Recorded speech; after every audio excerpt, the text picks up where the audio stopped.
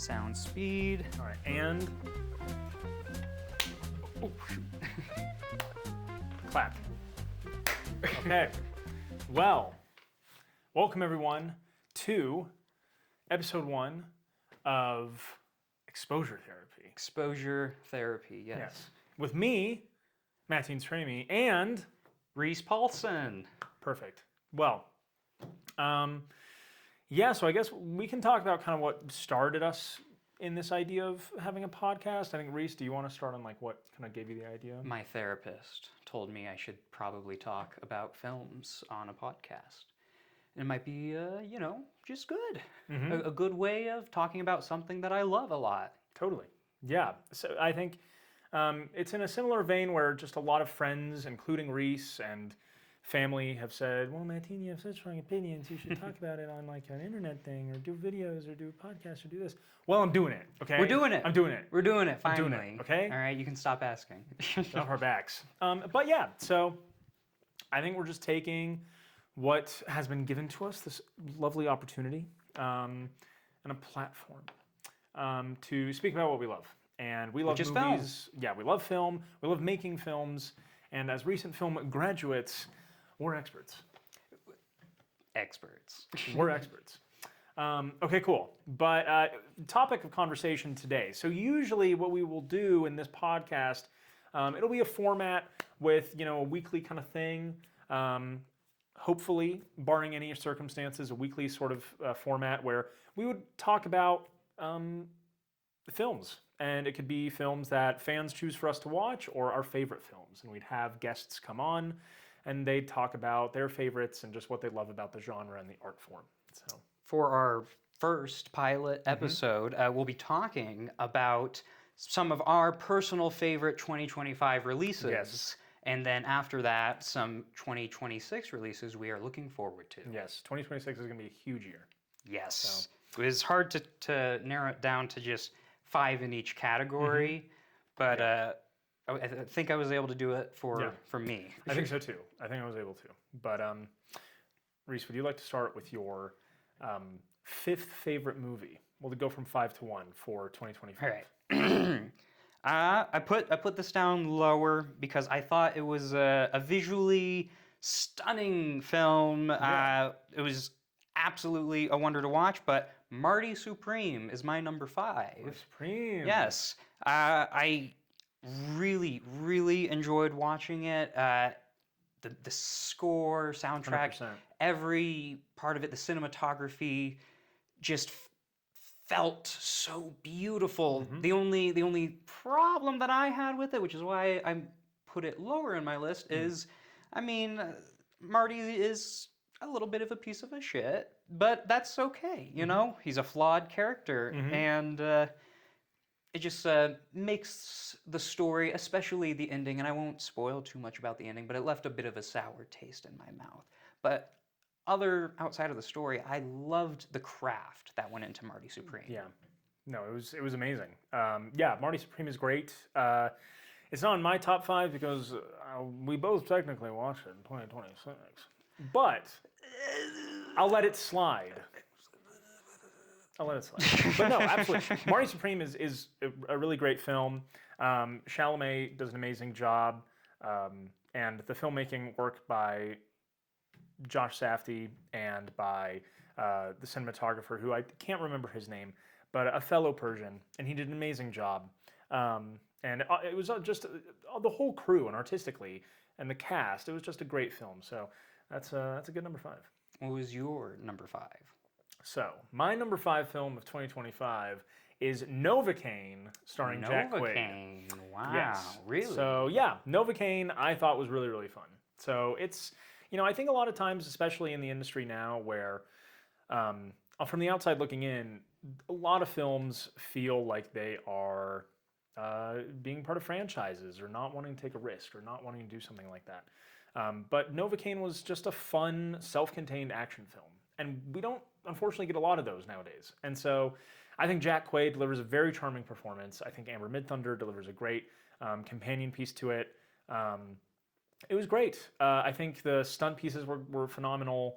I think the use of action and the way that when like there's the kitchen fight scene, and that was just brutal. It was great. I did love all of the practical Yeah. effects, especially for Jack Quaid's mutilated body throughout the film. Yeah. Like It's his fried hand was great, and I just think like the peeling. Ugh. so I really liked it. It was really well done. So yeah, that's my number 5. It was just a fun blast at the movie theaters. All right, all Yeah. right. I can see it. I can see it. My number 4. Okay. Now, from here forward, all of these films I think had something to say in some Yeah. way. Okay. At least for mine. And here at 4 is Mickey 17. Okay. I absolutely adored that film and thought it was super underrated and Yeah. did not get nearly enough attention when it came out. If you get the chance to check it out, please do. It's surprisingly topical. You know, sci-fi is usually topical, and I'm a big fan of sci-fi. And like, there's one specific sequence in it. Once again, I'll try not to spoil anything, yeah. but the Black Rock sequence, I think the subtext in that one scene alone is so powerful that blows my mind. Yeah, that's first of all great way of having me being interested in watching it because I've never seen Mickey 17. It looks great from the previews and the trailers and all of those bits and pieces they did for advertising. It looked great, but yeah, I do love some topical science fiction. So, It's also hilarious, like, to watch Robert Pattinson, Edward, fight with Pattinson- himself, and then Glenn, from The Walking Dead is there, and he's hilarious, and then Mark Ruffalo's there being hilarious. Stephen Yeun for any of our non-Walking Dead fans, Yeah, Stephen Yeun. because we have a lot of fans. Is it Young or Yun? I think it's Yeun. Yun. Yeun. Mhm. Okay. Yeah. So, but yeah, that's great. Robert Pattinson is pretty much always a must-watch for me. But great. And your number 4. My number 4. My number 4 is The Fantastic Four. The Fantastic Four. The Fantastic Four I is see my what number you 4. did there. Oh, well, thank you. But yeah, the Fantastic Four, I think, as someone who grew up watching those films with Ian Grufford and Chris Evans and the Jessica Alba ones, and then also the Miles Teller ones. The one. The first half of that one is actually really good, but the second half is where it's bad. I heard it was pretty fantastic. Oh! Anyways, so Fantastic Four, really well done. I think they finally were able to crack the code in terms of making a Fantastic Four that was full of passion and fanfare, of course, like a lot of the later entries into the MCU are, but I think they were able to get great acting prestige with Vanessa Kirby as Sue Storm and Eben Moss Backrack as The Thing, and with Pedro Pascal as Mr. Fantastic. It was really well done. So yeah, I really liked the cinematography, the use of a practical miniature for the Excelsior starship and things like that. That was amazing. And they're hearkening to the 60s and kind of retro futuristic style was really good. But yeah, I just think it was a nice, again, self-contained story, which in the MCU nowadays is a lot, there's not a lot of that to go around, especially in the superhero scene. So yeah, it was awesome. You know what Fallout, there we go. Fallout is what that reminds me of. sure. And I think like the show has done so well in portraying the lively world of Fallout. But that's not a movie. That's not a film. It's so a show. let's move on Okay, from cool. there. Yeah, yeah. So what's yours? My number 3 for 2025. This might not surprise some people, or it might surprise some people at it being lower, but Sinners. Sinners. I thought it was an amazing, amazing cultural shell bomb. Just, and I can watch it on repeat. My dad, who's like the pickiest person when it comes to watching movies for whatever reason, he loves watching Sinners over and over again. I think there's so much to talk about with Sinners. Absolutely. Without getting too much into it, the barn burner scene is I think probably the best sequence in the film, at least in my opinion, and I loved it. The music in it, the cinematography in that scene, just the long one shot revealing all of these different cultures and people mingling together. It was beautiful. Yeah. And like everything that art aims to be, to unite people. So I'm gonna get exposed. I haven't I haven't seen Sinners. It's okay. It's okay. No, it's He's fine. afraid of vampires. Deathly afraid. He, That's he, no He excuse. sleeps with garlic and a crucifix. If you had smell-o-vision, I'd be smelling like Pizza Hut right now. Anyways, so yeah, Sinners like looks amazing. I bet it's amazing. I'm so sorry, but I haven't seen it. It's okay. I Well, bet it would be in my top 5 if I did. we have a saying here that it's not really a saying, just a policy. If you haven't seen something, that's okay. There's tons 100%. tons of stuff in the world. Yeah. So we don't get mad at people if they haven't seen something. We just say, "Oh, okay, we'll try to see that. That sounds really good." We don't get mad at people. Okay, so my number 3 was Thunderbolts. That's a good one. So this is exposing me as an uncultured film goer. But Thunderbolts was great. It's an amazing commentary, I think, on depression, on the fear of being alone. And again, not a lot of superhero media does that. There's a lot in the comics, but definitely not a lot in film. So I think what Thunderbolts did was really put a light to Yelena's struggle as a character and Florence Pugh. And Florence Pugh is just amazing. Always, and anything she does. always a star. So, and David Harbour, and I think this really felt like what the old Avengers movie was, which was you could feel the chemistry, you could feel the passion, and there was an artistry to it. It didn't feel like a cash grab. It felt like it was a step into a story, and a step in a unified creative vision. Yeah, building off of kind of like what you just said, it felt like we were actually seeing the characters with their personal struggles again, as opposed to some big world-ending force necessarily. Exactly. The world-ending force was, like one of them, and they just had to hug him. Yeah. Oh shoot! Spoiler alert if you haven't seen it. But if you haven't seen it by now, that's kind of on you. But I digress. No, absolutely. Like I think Thunderbolts, I think, was just so well done across the board. I think the writing was really sharp. The action scenes were well done. And it really was, when I left the theater, it was something that I still remember. Like I just remember fondly, it was a great experience. I really enjoyed it. Yeah. And I'll kind of keep harping on him. The Sentry character is just Really my good. favorite part of that film. Sentry's Seeing great. his struggle and balance with like his crazy powers and seeing the representation of those powers was just so cool. Yeah. No, it was amazing. I loved it. What's All number right. 2? Okay, number 2. This is I really loved this one. Okay. And other than Sinners, I think personally might have been the biggest film for horror in 2025, and that would be Weapons by the amazing Zach Krieger.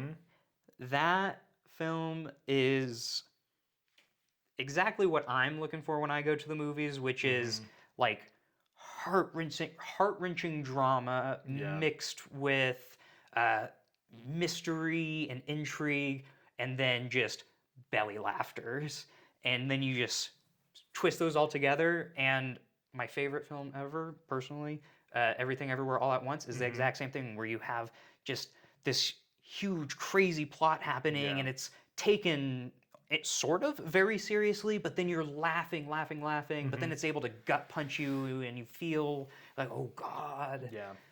It's a film that's making me feel emotions, and that I'm picking up the emotions that it wants me to feel, if that makes any sense. No, I guess. I get that. I think it's like, that's the power of filmmaking. It elicits every kind of emotion, and that's what makes it so human and so just cathartic at times. But Weapons, Very nice. Yeah, I'm Yes. not surprised. You raved about Weapons for a long time, so It's you really it's liked it. very, very Yeah. entertaining. And Aunt Gladys, if you don't know about her, she is the best Halloween costume for 2026. Okay, well, you heard it here first.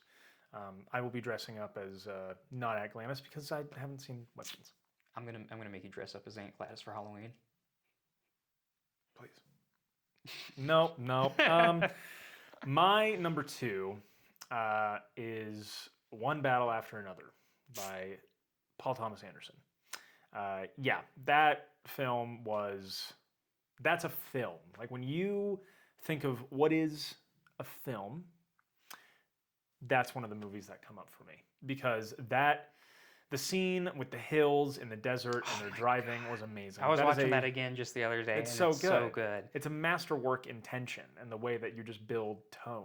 I can't even like fathom in my head like how to plan that entire scene out as a cinematographer. Like you show up on location, and you're like, yeah, we got like 20 miles of Yeah. rolling hills. Yeah. How like let's time them up and everything, and Crazy. you have to get it. I don't know. It Well, sounds that's like a lot of also- work. Yeah, but it's also great in terms of editing because the editing made it so much yes. more intense. Because if they just left it just uncut and in the film, it was just completely just it's just someone going down a road. Right. But through editing, through music, the music The was score in that movie amazing. Johnny is Greenwood. great. Oh yeah, amazing. So. Yeah, One Battle After Another was my number 2. It was truly a film that I still think about to this day. Really good. All right, all right. Do you know the password, Reese? The password? Yeah, the Oh shit. Mexican hairless. No, no, actually, we changed the passwords. All right. Now for my top number 1 2025 film. This was one. Wait, was this 25 or 26? This one here. Oh, Oh, that was 25. Okay, thank God. 25, yeah. I thought I made another oopsie. No. Okay. Yes. Wake Up Dead Man. I loved the Knives Out mystery, Wake Up Dead Man, and I put that personally as my top 1, not because I think it was like the most impactful film in 2025, but it was the most impactful for me. I grew up Catholic and am no longer in at least practicing in that. And the way that they talk about religion and Christianity within that film is exactly the way that I want to express it to other people that I care about that are maybe still more entrenched in that doctrine.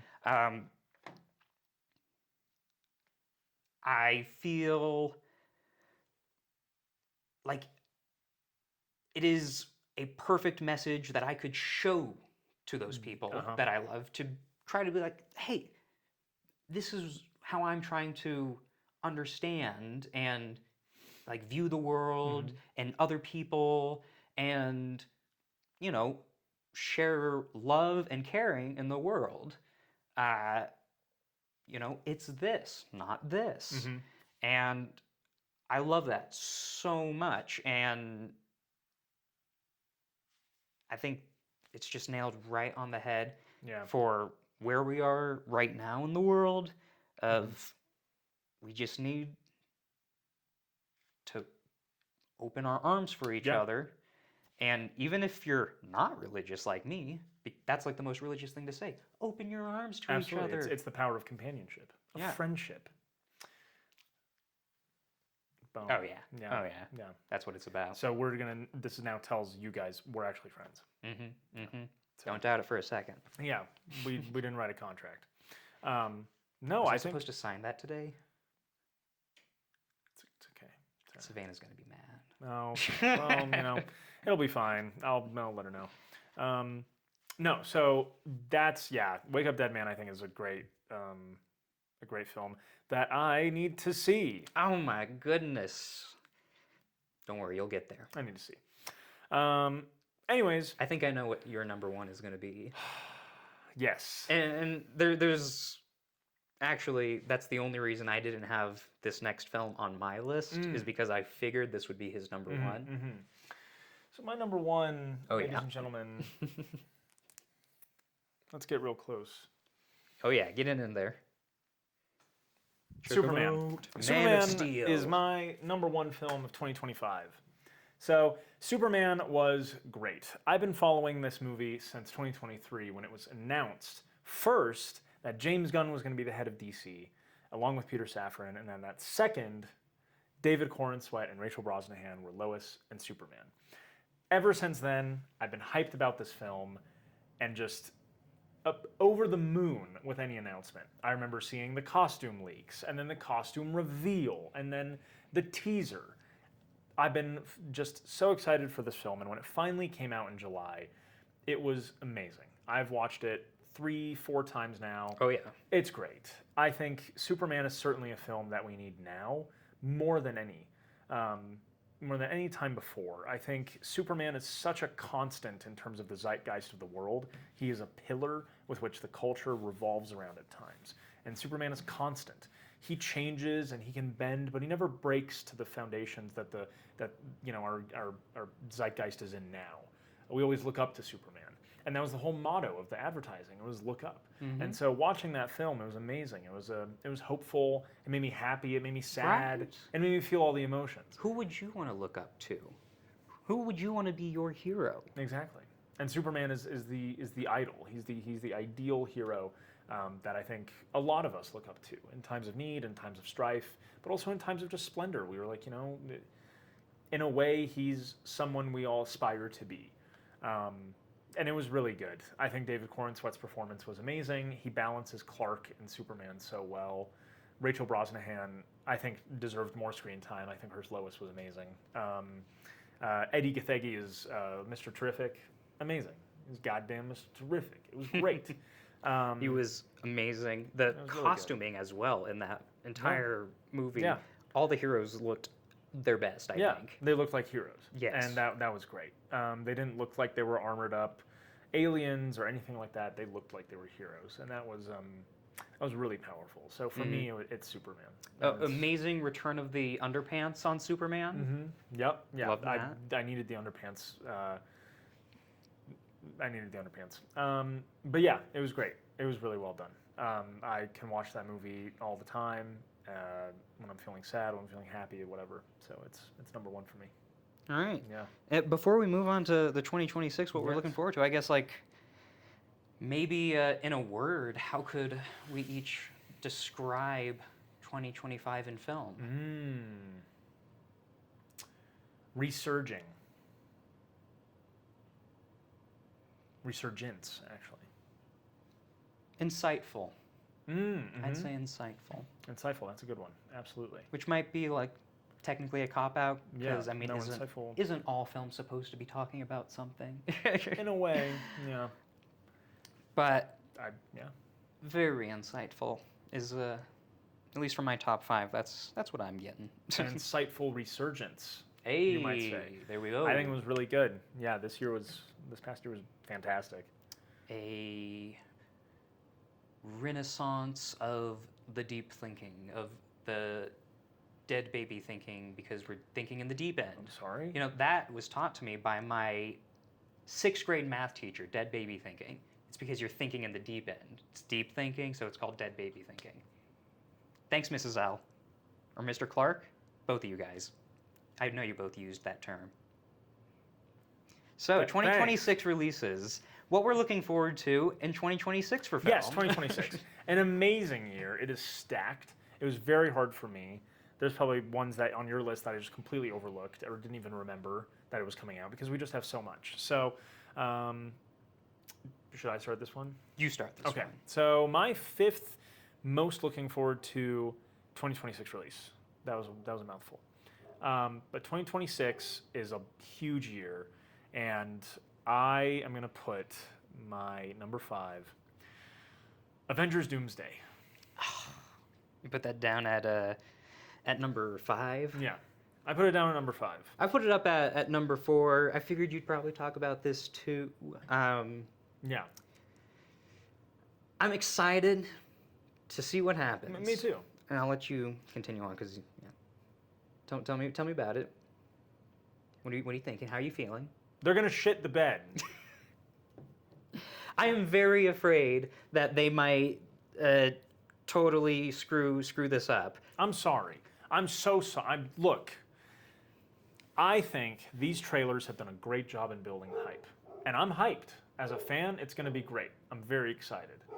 But I think that it's just, there's something about it where I feel like there's too many characters. There's too many characters, there's too many plot lines.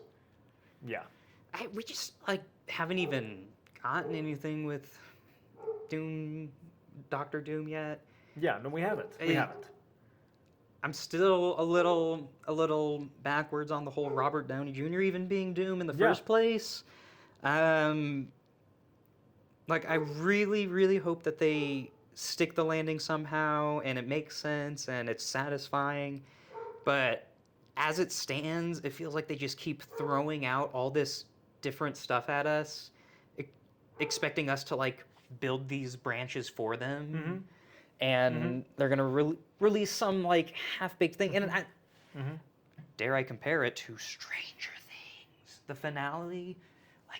That could be a whole episode on its own. The finale. Yes, it could. Yes, of Stranger Things. Yes, it could. Yeah. Oh my God. Yeah. Talk about an ending so bad it gave its fan base schizophrenia. Yeah. Yeah. Yeah. Look, I think worse than Lost. Yeah. Yeah, I just feel like Doomsday, there's too many storylines. Doom has, as you said, it's just he's not been given any growth or anything like that. And I've read these comics that the Russo brothers so hold up in their amazing, mind palaces that they love, Jonathan Hickman's Fantastic Four, and they love his, Secret Wars, which is what Secret Wars will be based off of.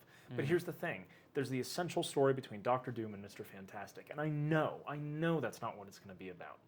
And so I just can't put it up higher because I feel like they have all these plot threads and it's going to go nowhere. Sorry, but that's I'm sorry to burst your bubble, but that's how it's going to be. So that's my number 5. All right. Yeah. Well, my number 5, a bit smaller, indie underground, Markiplier's Iron Lung.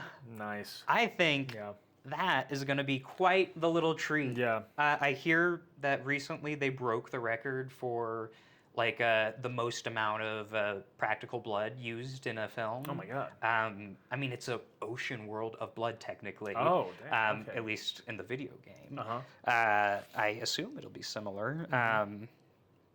Yeah, I'm very, very excited to see that, and I'm so happy to see basically my childhood idols being able to do the thing I want to do myself, make films. If Markiplier is able to go on and make something, I can definitely follow him because he's an inspiration. He's always been an inspiration to me, I think, which is I love that. I love that some YouTube personalities have been so inspirational and foundational in my life, like Jacksepticeye, Markiplier, two of the all-time boys. Yeah, no, I think Iron Lung looks really exciting, and I just love, I watched Markiplier when I was a kid too, and it really is inspirational to see. So I know, all the new kids are excited about FNAF. Iron Lung. This is the new horror thing you want to check out. You heard it here first. Iron Lung. Cool. My number 4. Let me see actually. Let me look it up.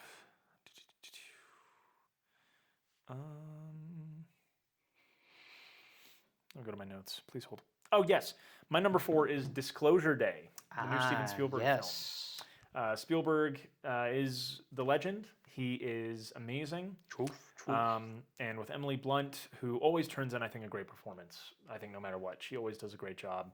And then you have Josh O'Connor, who is a rising star. He's amazing. He was amazing in Wake Up Dead Man. Yeah, he was and phenomenal. I'm really excited to see what Spielberg has up his sleeve because I believe this was a script he could have shipped off to another director, but for some reason there's something about this script that he really likes. So I'm very excited. The trailer looked really strong. So yeah, Disclosure Day. There's nothing else to say about Disclosure it. I'm Day. really excited. That is one I'm looking forward to. Yeah. The next one up I have is Project Hail Mary. I think This is your number 3 or is your number 4? It's your number 3. Yeah. Because 4 was Doomsday. Yeah. Okay. Project Hail Mary, based on Andy Weir's novel, Great book. looks like it's going to be a treat, and Ryan Gosling looks amazing as always in it. It also, I mean, you can tell, a sci-fi lover. I'm just super excited to see what it's all about, and I feel like I should probably read the book ahead of time, but I don't know. Maybe I should just enjoy the movie as is first. Try the movie, then the book. I think either technique is good. You know, I think I read Harry Potter after I watched the movies, so it's whatever. I actually read all the Harry Potters. Yeah, but I haven't watched all of them. Crazy. They're good. I've gotten all the Lord of the Rings multiple times. Yeah, Lord of the Rings is better than Harry Potter. Yeah. Well, what is your next one? Yeah, so my next one is Spider-Man: Brand New Day. All right. Spider-Man: Brand New Day is it just looks awesome. Destin Daniel Cretton as the director, and you have Sadie Sink as an undisclosed role. And then John Bernthal as the Punisher. Oh, they're bringing the Punisher in. Who do you think Sadie Sink is going to be? Jean Grey. You think Jean Grey? I think she's going to be Jean Grey. Wow. So I think they're going to have a vehicle to start the X-Men through Spider-Man. I don't know. That's quite the theory. We'll have to see. I think it's Jean Grey. We'll see because she also is apparently signed on for Secret Wars, so she seems to have a future in the MCU. Okay. But from the set photos, that makes it look like Spider-Man is literally in New York City with him putting up kids on his back, and it's amazing. Just like it looks like a Spider-Man movie that I've kind of been waiting for in a while because I think, the last 3 movies by John Watts were great. But I feel like the scale of each one is just bigger and bigger and bigger, and we're losing the friendly neighborhood that makes Spider-Man Spider-Man. And this one looks like it's a nice little return. More grounded. Nice return. The suit looks fantastic. Tom Holland seems really hyped about it. So, and I'm hyped about it just by tenfold. It looks amazing. So, Brand New Day is my number 3. All right. This would be technically we're at my number 2. Yeah. Yes, so I said The Odyssey.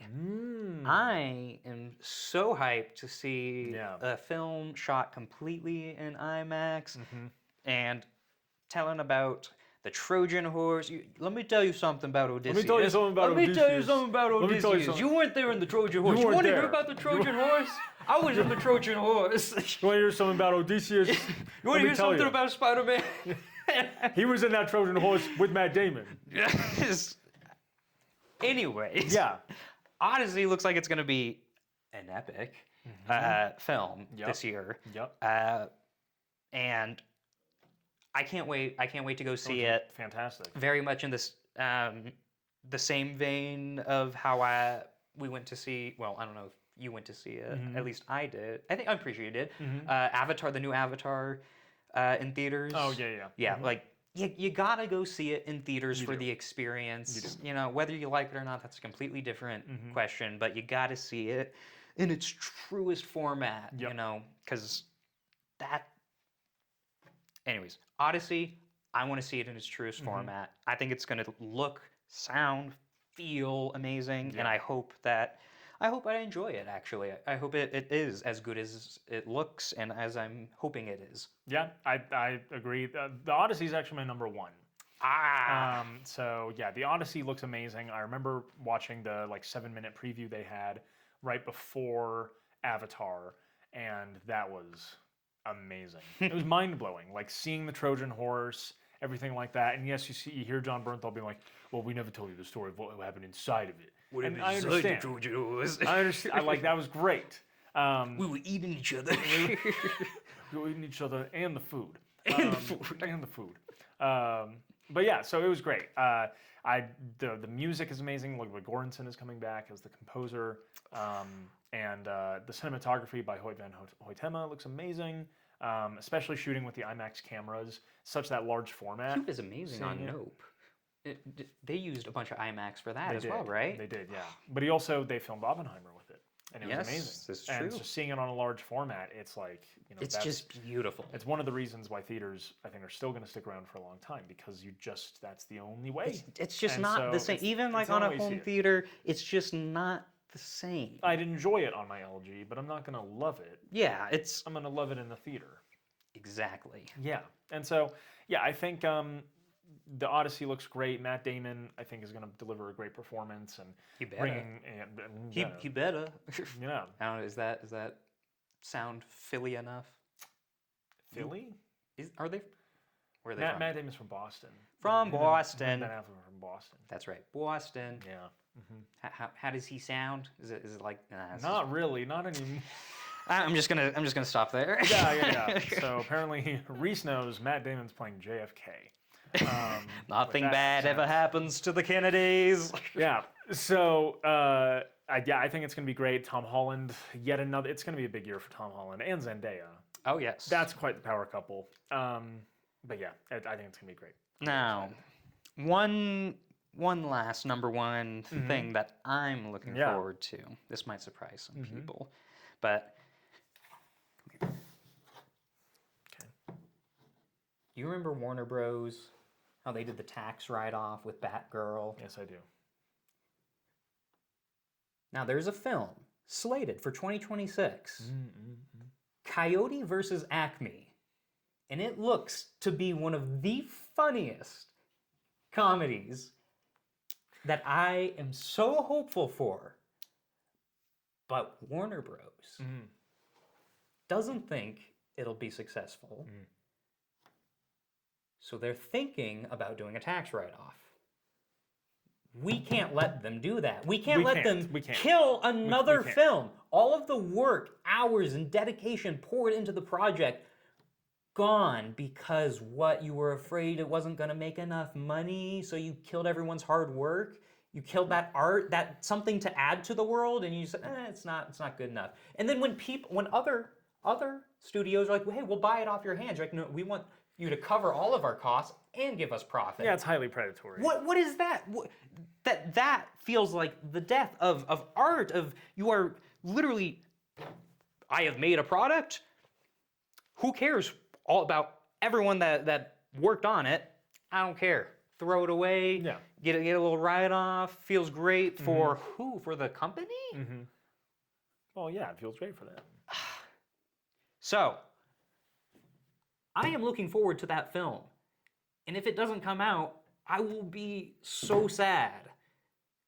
Please, take to the internet. We think a lot of need people to have see taken to it. Coyote versus Acme. Let it be heard. That's my number one film for 26. Your number one. Yeah, I certainly think that any film that's being written for a tax write-off should not be done and it should not go away. Let's save the art. What a good number one. I actually am excited for the movie though. Genuinely, Yeah. I think it looks hilarious. It does look funny. A courtroom dramedy where Wile E. Coyote's suing Acme. That's pretty funny. Come on. That's pretty great. And yeah. it has Will, what's his name? He's so funny. He's a comedian actor. Yeah. Will Forte is in it.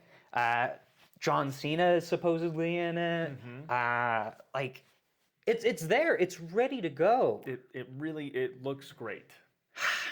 I really want to see it. So that's your number one? That's my number one Great. for 26. Nice. There's a lot of big stuff coming out for 26. Yeah. But I want to see this because if it doesn't come out, that means that there are bigger problems in the industry. I think you're right. I think you have a point there where, I think getting rid of killing Wile E. Coyote and also killing Batgirl is now setting a precedent that any studio, if they're not feeling it, can just write it off, which they shouldn't. That's not the precedent we want. That's certainly not what we want with the industry, especially now at a time where the industry is so risk averse. We can't let them kind of shelter in more. Totally understand.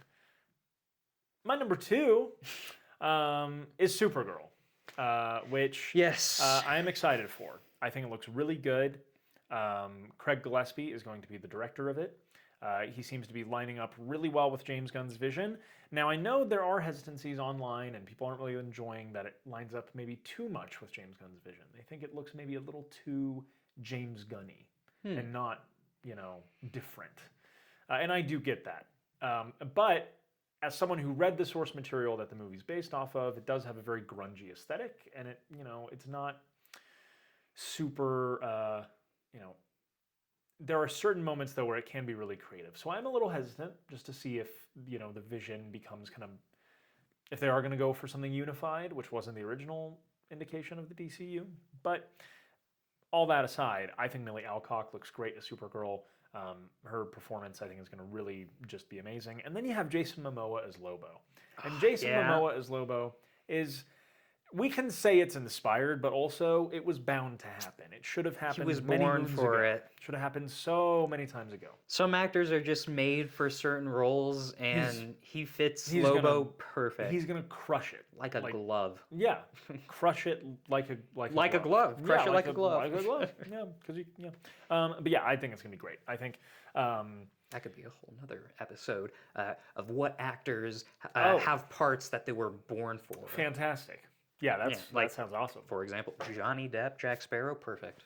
Absolutely. Born for that. Born for it. So, yeah. So Supergirl is certainly my number 2. I'm really excited to see it. I do hope they go with some really crazy splash pages that were in the comics with huge bright colors and cool interstellar cinematography. But we'll have to see. But those are my top 5. That brings us to the end of both of our lists. That is the end of the list. What do you know? We're just hitting about 40, just under 45. Well, that's great. That's a perfect spot. Almost. Well, we hope anyone who's listening to this in your car, we hope you reach your destination. At work, in the kitchen, in the bathroom, in the wherever you might in the bathroom. We be comfortable. Okay, that's fine. We don't judge. Maybe clean your bathroom. Okay. Clean yourself. The show's over, so you can wipe. Jesus Christ. And then we just cut right after this. All right, we'll see you guys later. Oh, that's a mark. Cut. That's so funny. Can I end that? There, I ended the audio record.